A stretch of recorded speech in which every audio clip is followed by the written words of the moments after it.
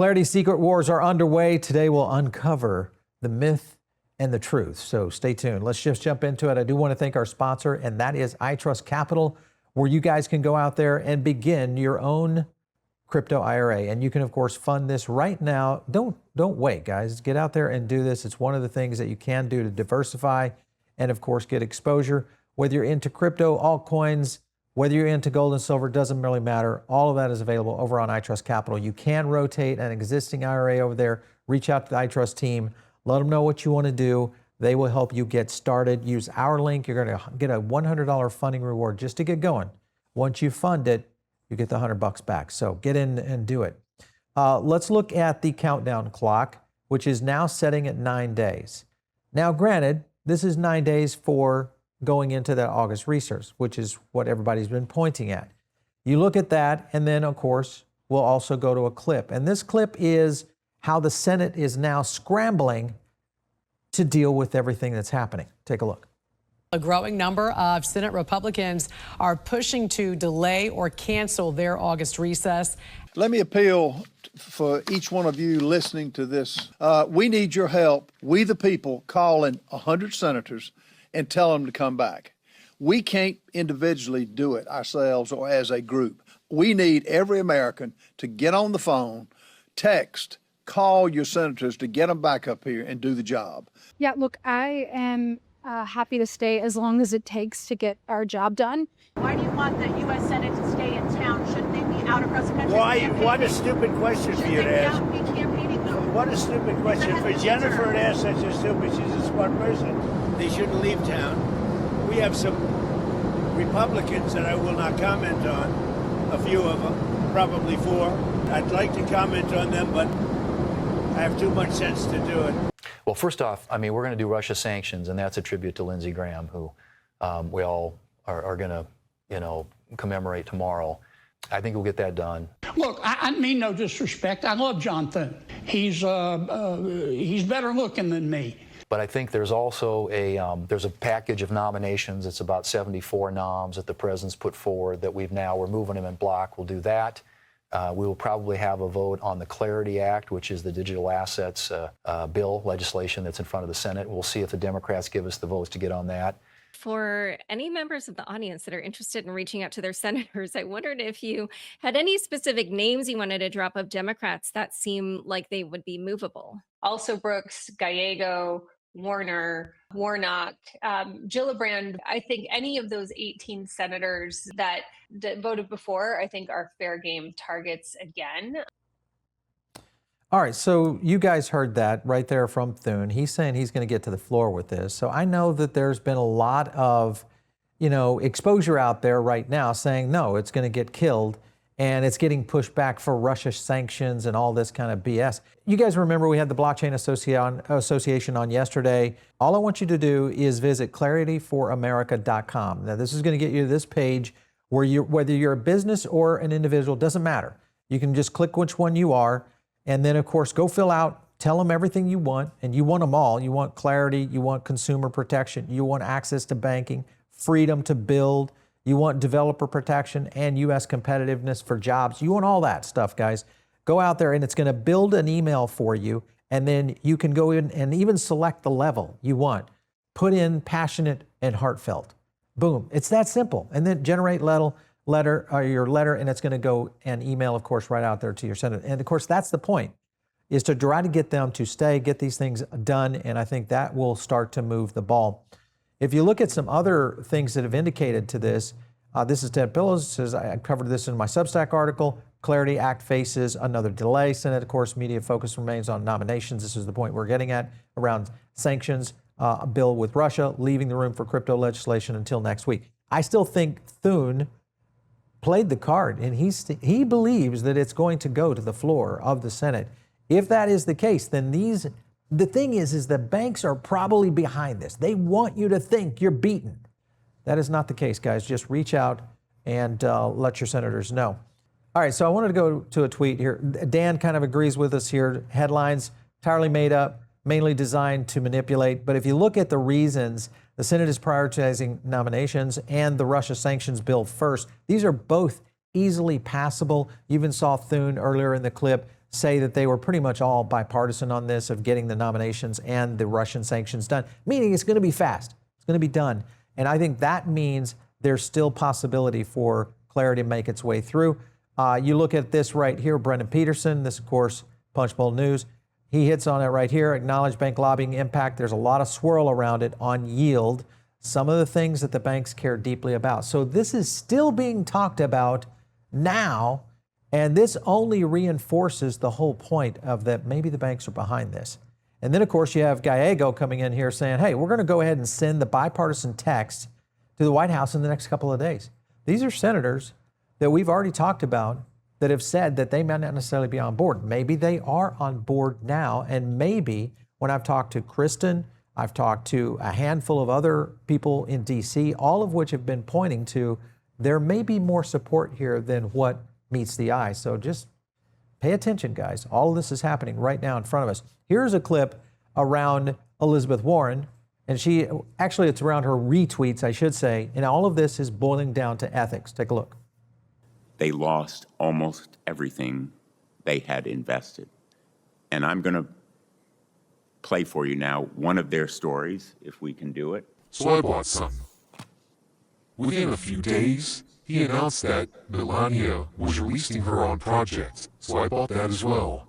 I trusted Trump that both of these were legitimate projects. Within a few days, I'd lost about $10,000 on the Trump coin and $6,000 on the Melania coin.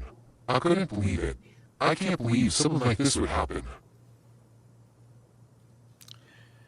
Now, if there is one picture you take away from this forum, this should be it. If you look at that, guys, and I'm not discrediting any investor out there, but I'm just thinking that why go out and invest in meme coins like that? That's just something that I think any real serious investor is not doing. I don't think I would even want my face associated with that, but that's the point, is that it just makes no sense at all. And other things that make no sense is the fact that we see now Democrats coming out all over the place saying, oh yeah, we've got problems in the Clarity Act and all of this issue. Well, this is in reference to Jeff Merkley, who really has no bearing whatsoever. This guy is just trying to win a race. And stopping Trump's crypto corruption is just his way of getting out in front of the news again and possibly getting on with being able to win his own race. And I think that's the point that we are dealing with right now. There's a lot of Democrats that are going in that direction. One point, though, to remember is, like this Jeff Merkley guy, he's not one of the 18 that really matter for being able to get this across the line, because there's going to be a certain number of votes that just don't care. We need 60. These are very key and critical votes that I think are the ones that we've talked about. You saw the list earlier flash on screen. We even asked Kristen that the other day when she was on the show, and you guys know who they are. You go back and you can rewind. The list is right there. Get in there. If they're in your area, that's what you need to do in terms of reaching out to them. All right, so let me go to another one that could be another chess piece of how the banks are trying to get this across the line in a way of not passing it. And that is New York Attorney General Letitia James. She's been on record here about investigating crypto scams, protecting against fraud. The way to get this protected against all these kind of things is actually get clarity in, rules made. Let's not forget, she has been against other things out there within the crypto market, including claiming that ETH is a security. That's the kind of craziness that we are dealing with. So when you look at this tweet right here, well, that's none other than Jamie Dimon. And of course, what is he doing? Well, he's now tokenizing JP Morgan. That, of course, is a security being built on, guess what? Well, I guess maybe a security, according to Letitia James. But the point is, Ethereum is part of why the innovation is starting to happen. And this is just a matter of time, guys, before all of this comes together. One thing that did happen, I guess, for the banks was this whole idea of deregulating the bank bill. This, of course, being pushed by the ABA. And that, of course, pretty much lets the bank run wild in terms of what they want to do in terms around innovation. So when you think about that, look at this right here. This was a press release they just released this last week. And that was in reference to safeguards on proposed payment accounts. Let's just remember that targets Ripple.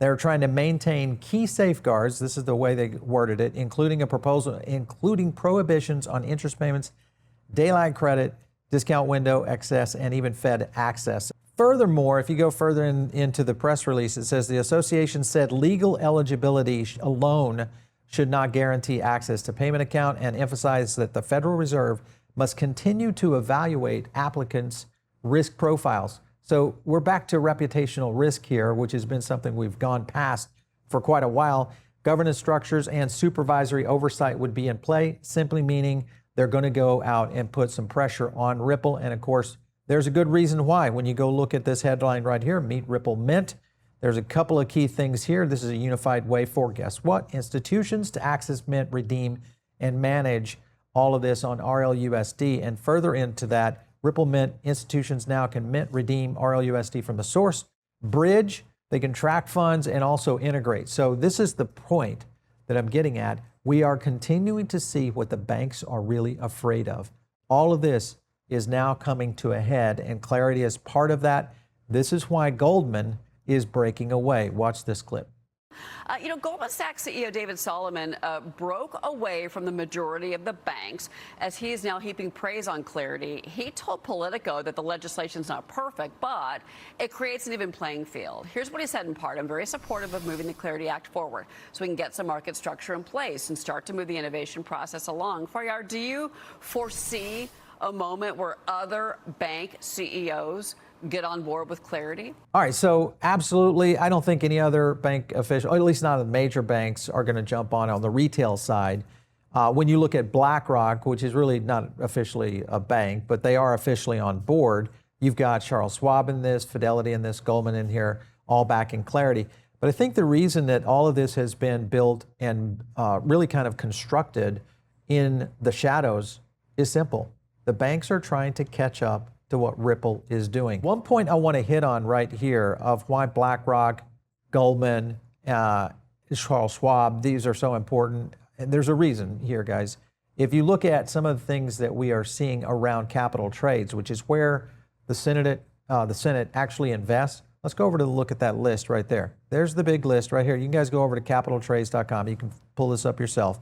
Right there, Goldman Sachs, BlackRock, Goldman Sachs. I mean, it's just laid in there. So what you've got is 38 politicians deep in the throes of finance around the banking industry, which is going down to the point where now we get clearance from some of these banks. Maybe some of those yeses are coming in now. Senator Lummis thinks that that is the case. Big bank lobby has been trying to say that all of Wall Street is opposed to Clarity Act. Completely false. Right there, the support is now growing. And she has not put a list of the banks out in a public tweet. So this may be an indicator that we finally have the go-ahead from certain banking support to sway some of these Senate votes, which is what we need to get those 7 votes across the line. One last note is when you compare these banks in support of Clarity, most of these are more investment strategy and or even SoFi in the sense of a neobank. But in comparison to, say, JP Morgan, who makes all their money based on you, the depositor. So that's the difference. If you're an investor, a little different because fees are coming out of different markets and different pools. And that's why I think you're seeing this kind of shift happening right now. Let's go over to Russia, which is preparing to launch regulated crypto trading on September 1. But let's just be aware, guys, that this is really only for the oligarchs. That's what it boils down to. It's just Russia doing Russia things. This is not something that is outpacing what's happening here in the U.S. This is simply Russia always being selective and allowing their oligarchs to continue to get a leg up on everybody else in Russia, which is the terrible part of this. Now, the last point I want to hit on is this right here. And this scares me a little bit. This was news that Schumer had sent two names over to the White House, both for the SEC and the CFTC. Now, I want you to look at here. The nominees' identities remain unclear.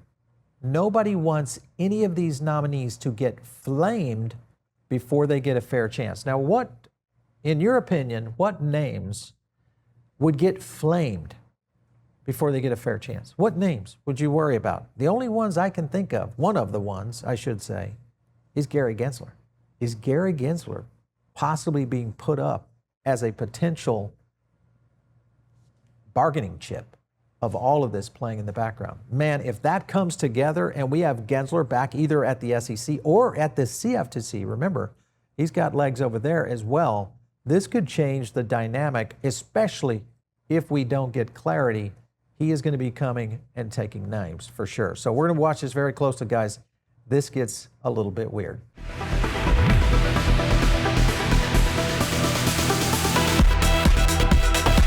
If you like this video, hit like and subscribe, drop a comment down below, and also join our free private member group. The link is in the description.